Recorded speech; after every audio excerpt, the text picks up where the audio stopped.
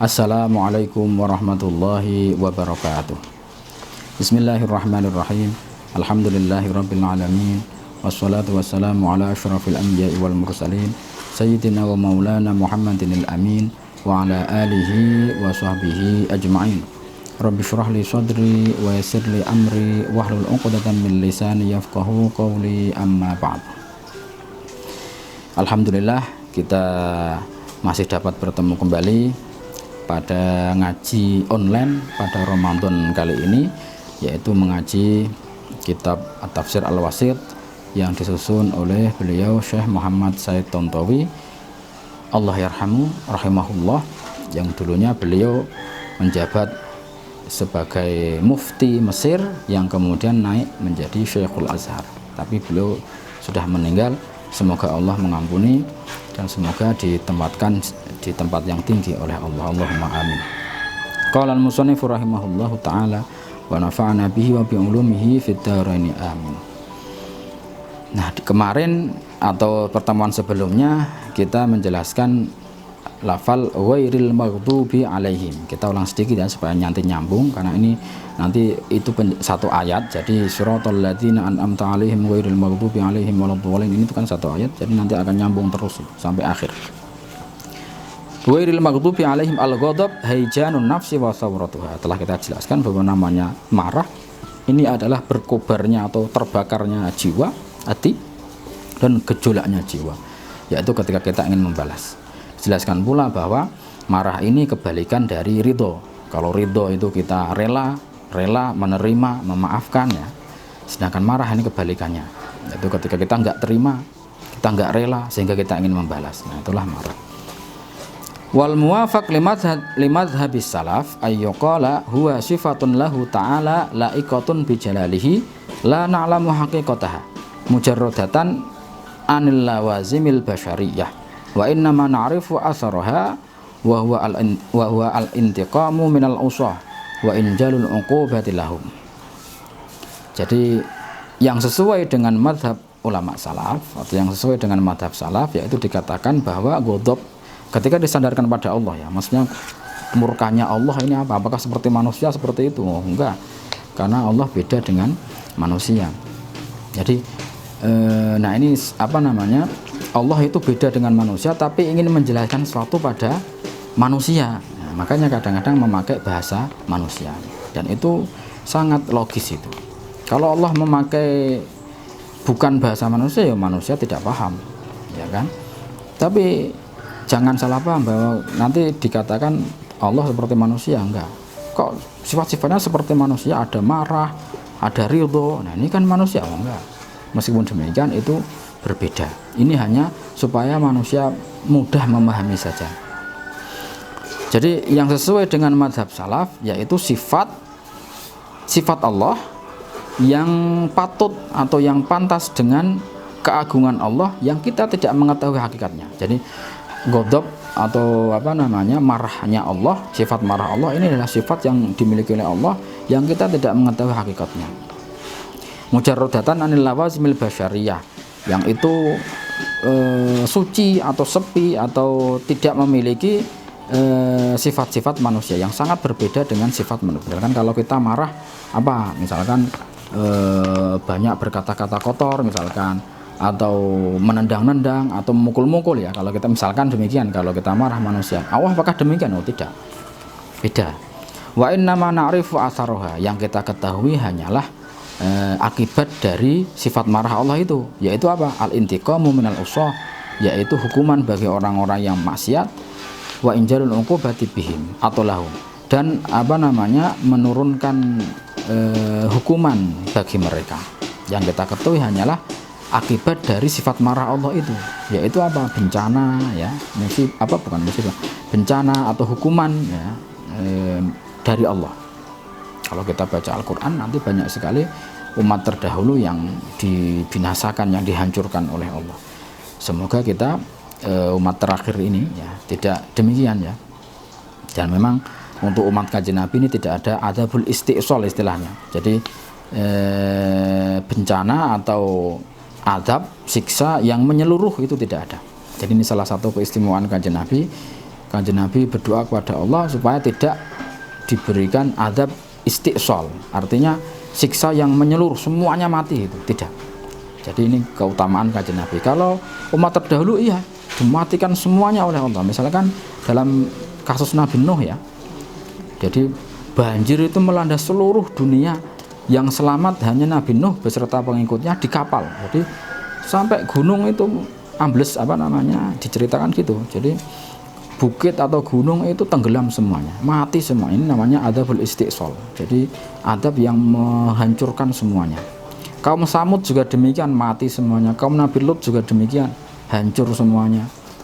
Dan banyak yang seperti itu. Nah, kan tapi Kanjeng Nabi ini alhamdulillah tidak ada ceritanya yang adab sampai menghancurkan semuanya, tidak ada. Adab iya ada, atau bencana itu ada, akan tapi mengenai tidak semuanya. Jadi mengenai yang dikehendaki oleh Allah saja. Yang dikehendaki oleh Allah meninggal, yang tidak ya tidak. Tidak semuanya gitu maksudnya. Bahkan misalkan gempa saja ya. Gempa ini kadang seperti bisa milih-milih itu. Yang satu ambruk rumahnya, yang satu tidak. Yang satu tidak ambruk rumahnya tapi meninggal orangnya. Yang satu ambruk tapi tidak meninggal. Nah, itu sangat mungkin, kayak seperti bisa milih itu. Bencana kayak seperti bisa milih. Ya karena apa? Karena itu yang menjalankan itu adalah kehendak Allah.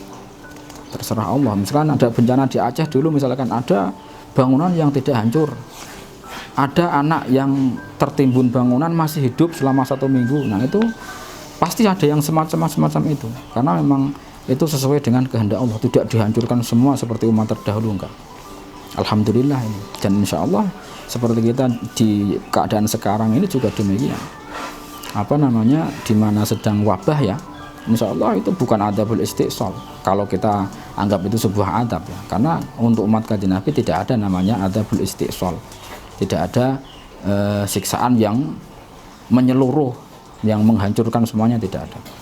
Ya kita lihat saja, meskipun banyak yang terkena virus ya kan, tapi kenyataannya yang sembuh juga banyak. Kalau dibandingkan dengan yang meninggal masih banyak yang sembuh. Nah ini menunjukkan bahwa meskipun dalam keadaan bencana, rahmat Allah ini masih menyertai terus itu. Karena memang Allah mengatakan sendiri, rahmat Allah ini lebih besar daripada murkanya Allah. Meskipun dalam keadaan bencana, rahmat masih tetap ada terus itu. Dalam keadaan yang musibah itu, rahmat Allah masih tetap ada. Buktinya seperti sekarang ini. Meskipun banyak yang kena, di dunia sudah hampir 3 juta atau malah lebih. Tapi yang sembuh lebih banyak daripada yang sakit. Alhamdulillah. Wal makna dari ihdinas siratal mustaqim siratal ladzina an'amta 'alaihim itu, wal makna ihdina ya rabbana ila thariqikal mustaqim. Tunjukkanlah kami wahai Tuhan kami kepada jalan Engkau yang lurus, alladzi yusiluna ila sa'adatid dunya wal akhirah, yang bisa mengantarkan kami kepada kebahagiaan dunia dan akhirat. Wa yaj'aluna ma'alladzina an'amta 'alaihim min khalqika, dan Engkau jadikan kami, dapat menjadikan kami beserta orang-orang yang telah Engkau beri nikmat kepada mereka. Wa jannibna ya maulana, jauhkanlah kami wahai Tuhan kami, thariqal ladzina ghadabta 'alaihim, jalan orang-orang yang Engkau murka kepada mereka, minal umamis sabiqah, yaitu dari umat-umat terdahulu, awil ajyalil lahiqah, atau generasi-generasi mendatang, bisa babi su'i amalihim, sebab buruknya amal mereka. Wa tariqil ladzina hammu fid dhalalat, dan jauhkanlah kami wa tariqal ladzina hammu fid dhalalat, dan jauhkanlah kami dari jalan orang-orang yang selalu ingin tersesat. Fanharafu anil qasdi, mereka menyimpang dari tujuan. Wa haqqa 'alaihimul adab, dan akhirnya mereka berhak mendapatkan adab, Jadi ini doa yang tulus pada Allah supaya kita diberi petunjuk atau diberi diberi bimbingan, arahan untuk selalu menapaki jalan yang benar, jalan yang lurus, tidak melenceng ke kanan atau tidak melenceng ke kiri. Melenceng ke kiri nanti jadinya negatif, maghdub alaihim, dimurkai oleh Allah. Melenceng ke kanan terlalu positif, ekstrim kanan itu kan artinya positif tapi terlalu, jadinya keblinger, nanti jadinya tersesat. itu juga tidak baik. Jadi kita selalu diarahkan untuk jalan yang lurus sedengan gitu. Nah, itu menggambarkannya bagaimana kok seperti itu. Ini kan antara al-maghdub alaihim dan ad-dhalalat ini bertolak belakang. Maghdub alaihim dimurkai oleh Allah, ini ekstrem kiri. Jadi dia menyimpang, melanggar, menghujat, menghina ya. Ini dimurkai oleh Allah. Ad-dhalalat ini terlalu terlalu baik, akhirnya malah mencelakakan diri dia sendiri, akhirnya tersesat gitu. Seperti misalkan gini ya, saya ibaratkan orang yang misalkan sedekah. Jadi orang memiliki uang 1 juta misalkan, kalau dia ekstrem kiri nanti dia bakhil sekali, tidak mau memberikan sedikit saja, tidak mau. Punya 1 juta disuruh sedekah 100 perak saja tidak mau. Nah ini ekstrem kiri. Jadi saking bahalnya orang pada nggak suka, ya kan? Nah, dimurkai, dimarahi dia. Nah kalau ekstrem kanan, dolalat, tersesat, ini dia kasih semuanya 1 juta, terlalu baik, akhirnya dia sendiri yang tersiksa. Dia tidak bisa apa-apa, uangnya habis, ya kasihkan semuanya. Nah ini maksudnya demikian, ibaratnya seperti itu ya, supaya kita bisa memahami jalan tengah ini yang seperti apa, tidak dimurkai, tidak juga tersesat. Nanti dengan insya Allah akan ada penjelasannya. Nah, seperti apa contohnya kaum yang dimurkai oleh Allah dan kaum yang tersesat ini seperti apa. Nah misalkan kita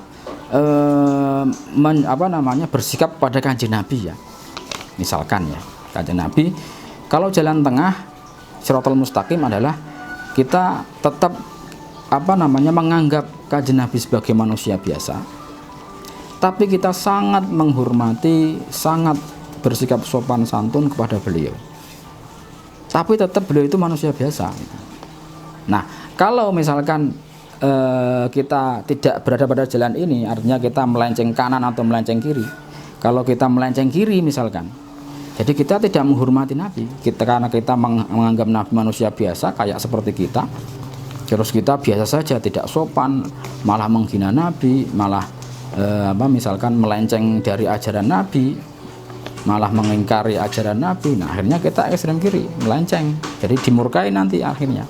Karena kanjeng Nabi ini utusan Allah, Rasulullah yang seharusnya kita hormati, yang seharusnya kita ikuti, malah kita hujat, malah kita langgar, malah kita ingkar misalkan. Jadi dimurkai oleh Allah.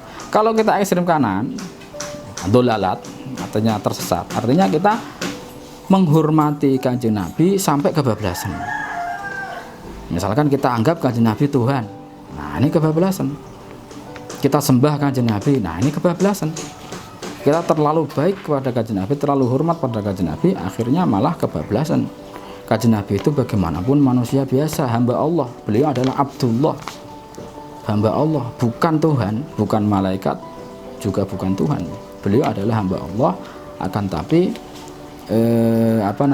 yang paling utama. Jadi itu loh dalam dibuat selawatan itu Muhammadun basyarun la kal basyari bal huwa kal yaquti bainal hajari. Nah itu sebenarnya ininya tinggi sekali itu, filosofinya tinggi sekali itu. Kanjeng Nabi itu basyarun, manusia biasa, jadi bukan Tuhan. Nggak boleh kita menyembah kanjeng Nabi, nggak boleh kita pasrah kepada kanjeng Nabi, bukan. Kanjeng Nabi bukan Tuhan, kanjeng Nabi adalah manusia biasa. Jadi kalau kita berdoa ya kepada Allah, kita menghamba ya kepada Allah, kita menyembah ya kepada Allah, bukan pada kanjeng Nabi. Tapi meskipun demikian, lakal basyari, beliau tidak seperti manusia biasa. Beliau manusia tapi tidak seperti manusia biasa. Ibaratnya beliau itu seperti permata di antara batu-batuan. Permata itu juga batu, ya kan? Tapi beda, batu yang berbeda dengan batu-batu biasanya. Tetap batu permata itu, bukan bukan logam, bukan air, tetap batu, sama seperti batu yang lainnya, hanya saja sifat batu itu sangat utama sehingga harganya mahal. Permata kuku saja bisa membeli batu gunung berapa truk itu, ya kan? Beda, nilainya berbeda, tapi tetap itu batu. Jadi ini kalau kita ingin memahami jalan yang lurus itu seperti apa, makanya di sini dikatakan ghairil maghdubi alaihim, bukan yang dimurkai, bukan ekstrem kiri, waladhdallin, dan bukan pula yang tersesat ekstrem kanan. Tidak terlalu buruk, dan tidak terlalu baik. Ya, bagaimana itu? Ya segitulah, tengah-tengah gitu ya. Contohnya seperti tadi itu.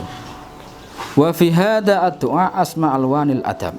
Dalam doa ini memuat adab atau tata krama yang paling luhur. Li'anna hadza ad-du'a qad tadarra'a bihi al-mu'minuna ila khaliqihim ba'da an i'tarafu lahu subhanahu qabla dzalik bi annahu huwa al-mustahaq li jami'il mahamid. Karena doa ini ya yang disebutkan di sini ihdinas syiratal mustaqim ini disebutkan setelah sebelumnya Allah mengajarkan kepada kaum mukminin untuk berikrar atau untuk mengimani atau untuk mengakui bahwa Allah lah zat yang paling berhak untuk segala pujian. Wa annahu huwa rabbul alamin, Allah lah Tuhan seluruh alam. Wal mutasarrifu fi ahwalihim yaumaddin, dan Allah lah yang menguasai perbuatan-perbuatan manusia atau sifat-sifat ahwal manusia nanti pada hari kiamat. Artinya begini, jadi ini mengajarkan etika atau tata krama dalam berdoa. Berdoa itu adalah kita meminta, ya. Meminta itu artinya kita tidak memiliki sesuatu, menginginkan sesuatu pada orang lain atau menginginkan sesuatu yang bisa dilakukan oleh orang lain itu. Artinya kan demikian. Artinya ketika kita meminta, posisi kita ini lebih rendah daripada orang yang diminta dalam dunia manusia. Apalagi kita berdoa, apalagi kita memohon kepada Allah. Jadi posisi kita sangat rendah, kita sangat rendahkan diri kita di sisi Allah gitu. Karena kita berdoa meminta, karena hakikatnya berdoa itu seperti itu. Oleh sebab itu jangan langsung, namanya orang berdoa atau meminta kau langsung, Pak jaluk duitnya, masuk seperti itu ya nggak akan dikasih. Ya dikasih muqaddimah atau dikasih pendahuluan. Ya kalau dalam dunia manusia mungkin dipuji-puji ya, memakai bahasa basi semacam itulah. Kalau dalam dunia manusia misalkan kita ingin hutang ke orang, nggak mungkin kita langsung ngomong utangnya aku, ya nggak akan dikasih. Ya kita pakai cara, ya kan, pakai cara. Misalkan kita cerita apa keunggulan-keunggulan dia, prestasi-prestasi dia, misalkan, kemudian memuji dia, keluarganya dan lain-lain.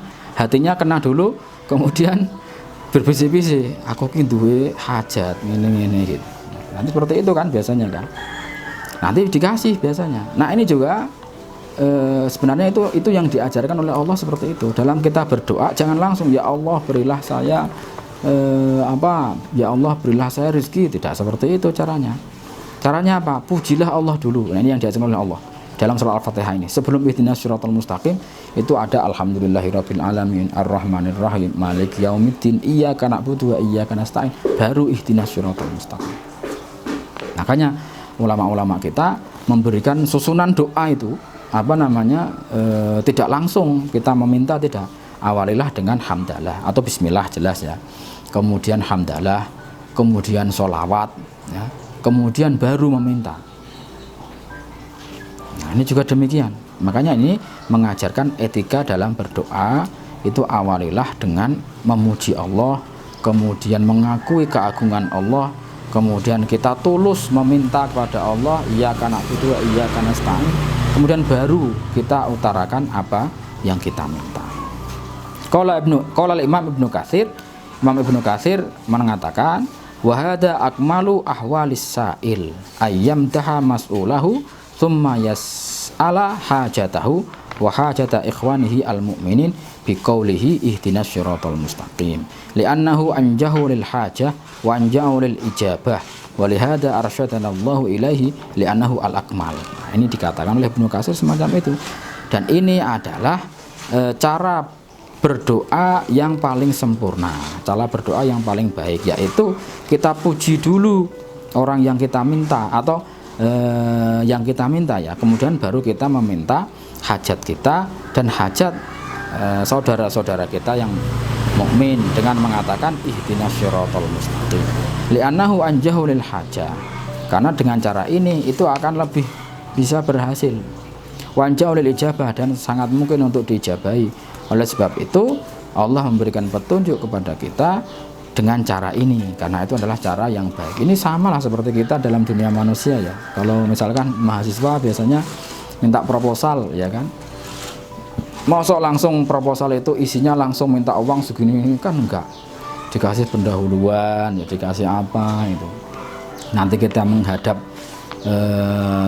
lembaga yang kita minta proposal itu, kita dengan cara yang halus, sopan ya.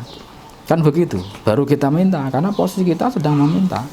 Ini juga begitu ya. Ini sebenarnya itu diajarkan oleh Al-Quran seperti itu. Jangan langsung jujur, wong kita minta kok. Kecuali kalau kita ngasih langsung tidak apa-apa. Posisi kita lebih tinggi daripada yang kita kasih. Tapi kalau kita minta, kita harus paham, sadar bahwa posisi kita sedang lebih rendah pada yang diminta. Makanya kita pakai cara tidak langsung. Waqad takallama al-mufassiruna kalaman katsiran 'anil murad bisiratil mustaqim alladzi ja'ala Allahu talabal hidayati ilaihi fi hadhihi surah awwala da'watin 'alaiha li'ibadi. Banyak mufassir yang memberikan pendapat, atau pendapat mufassir ini banyak mengenai maksud dari siratal mustaqim. Maksud dari apa sih sebenarnya as-sirat al-mustaqim, jalan yang lurus, yang Allah menjadikan ini sebagai awal doa atau doa yang paling tinggi, sebagaimana difirmankan oleh beliau dalam surat Al-Fatihah ini. Walladzina rahu anna ajmal aqwal fi hadza annal murad bis-siratal mustaqim huwa ma jaa bil Islam min aqaida wa adabin wa ahkam. Yang kami lihat paling unggul, nah ini setelah musannif mengatakan banyak pendapat mengenai siratal mustaqim, kemudian beliau memberikan pendapatnya, yaitu mengunggulkan yang menurut beliau itu unggul.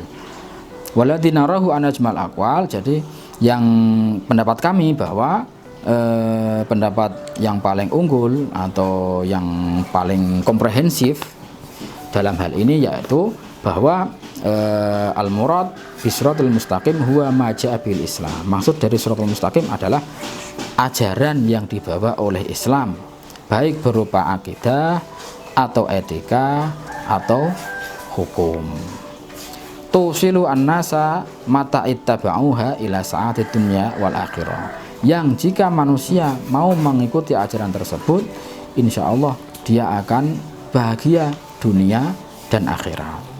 Akidah Islam, etika Islam, dan hukum-hukum dalam Islam, kalau manusia mau mengikutinya, insya Allah akan selamat, akan bahagia dunia dan akhirat. Karena ajaran tersebut berasal dari Allah, zat yang telah menciptakan manusia itu sendiri ya. Fa inna tariqal Islam huwa at-tariq alladzi khatamallahu bihi risalat as-samawiyah. Sungguhnya jalan Islam atau ajaran Islam adalah ajaran yang Allah menutup ajaran langit dengan Islam itu. Jadi ajaran yang menutup seluruh ajaran langit. Wa ja'ala al-Qur'an dusturahu asyamil, dan Allah menjadikan Al-Qur'an sebagai kitab pedoman yang menyeluruh. Wa wakkala ilan Nabi sallallahu alaihi wasallam amra tablighihi wa bayanihi, dan Allah mewakilkan kepada Kanjeng Nabi atau mengutus Kanjeng Nabi untuk menyampaikan pedoman tersebut, Al-Qur'an tersebut, dan menjelaskan Al-Qur'an tersebut kepada manusia. Jadi intinya musannif ini merojihkan bahwa maksud dari siratal mustaqim itu ya ajaran Islam itu sendiri. Meskipun nanti mufassir banyak sekali maksudnya apa sih as-siratal mustaqim itu, jalan yang lurus itu apa maksudnya. Nah, itu banyak sekali pendapat, tapi beliau musannif mengatakan yang unggul, yang paling menyeluruh, yang paling komprehensif adalah maksudnya adalah ajaran Islam itu sendiri, baik berupa akidah atau hukum atau akhlak atau etika. Yang ajaran Islam itu adalah ajaran terakhir, ajaran langit yang terakhir ya. Awalnya itu risalah Yahudi, ajaran Yahudi Nabi Musa ya, kemudian selanjutnya adalah Nasrani ya, Nabi Isa, yang terakhir Islam. Dan Allah menurunkan Al-Qur'an sebagai pedoman yang menyeluruh semua manusia. Tidak hanya untuk umat Yahudi, tidak hanya untuk umat Nasrani, tidak, tapi untuk seluruh manusia. Allah memberikan pedoman yaitu Al-Qur'an, yang untuk menjelaskan Al-Qur'an ini, untuk menyampaikan Al-Qur'an ini, Allah mengutus Nabi yaitu Kanjeng Nabi Muhammad sallallahu alaihi wasallam. Nah, mungkin ini untuk pertemuan kali ini. Insya Allah kita akan lanjutkan pada pertemuan berikutnya. Kurang lebihnya saya mohon maaf. Wal afu minkum. Wassalamualaikum warahmatullahi wabarakatuh.